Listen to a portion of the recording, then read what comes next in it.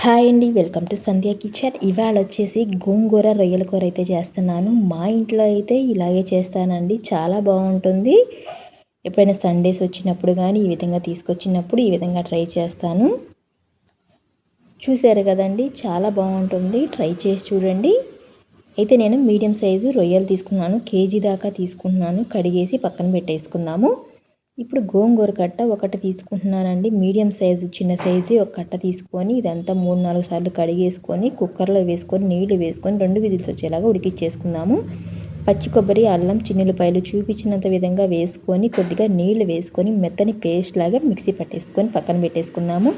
Gas on చేసుకొని కడాయి పెట్టుకొని oil గెరటతో 3 గెరటల దాకా ఆయిల్ వేసుకొని ఆయిల్ బాగా కాగిన తర్వాత ఈ రొయ్యలని ఇందులోకి వేసుకొని కాస్త ఉడికిచ్చేసుకోవాలి. ఇవి ఉడికేటప్పుడు నీళ్ళు వస్తాయి, బాగా నీళ్ళు వచ్చేస్తాయి కాబట్టి ఇవి నీళ్ళంతా ఇటికిపోయి ఆయిల్ అనేది సపరేట్ అయ్యేలాగా ఉడికిచ్చేసుకోవాలి.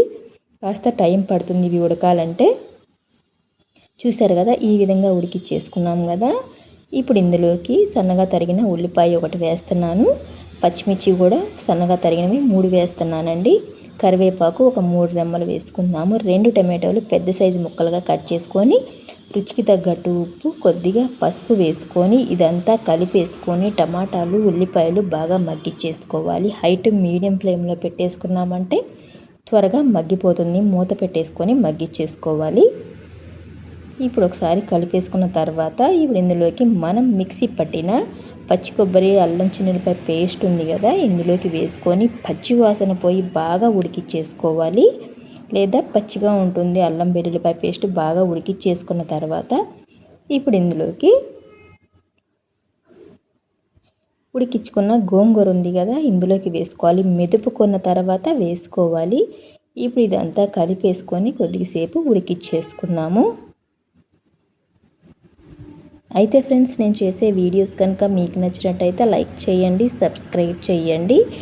ఇది కాస్త ఉడికిన తర్వాత 1.5 స్పూన్ దాకా కారం వేస్తున్నాను, 1 స్పూన్ దాకా గరం మసాలా పొడి, 1 స్పూన్ దాకా ధనియాల పొడి వేసుకొని పచ్చివాసన పోయేలాగా బాగా ఉడికిచ్చేసుకోవాలి. సిమ్లో పెట్టేసుకొని ఉడికిచ్చేసుకున్నాము. అప్పుడే పచ్చివాసన పోయేలాగా బాగా ఉడుకుతుంది.